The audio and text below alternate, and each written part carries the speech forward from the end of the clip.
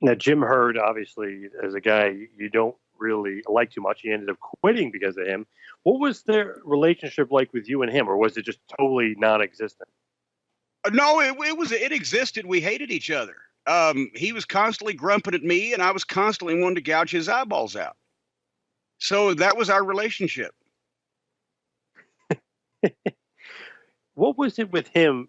Like the story, basically, obviously, you would know besides some rumors and people putting stuff together. But what was the reason behind really putting him in charge of Turner? Was it just ineptitude on their part? Like, why did they think him of all people, a guy from Pizza Hut, would be able What to control WCW?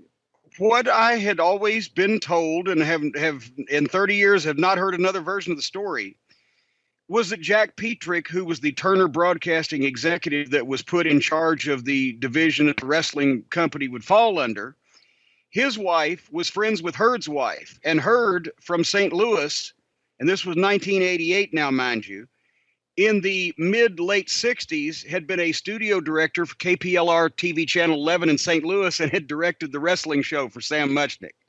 So somehow, and that was back in the days when they didn't even smarten the technical crew up that wrestling was a work, and it was the most basic of TV wrestling shows. And somehow, because of that wrestling background, the guy who had currently been a Pizza Hut executive was suddenly put in charge of the second largest wrestling company in North America, to spectacular results. And I'm not even kidding.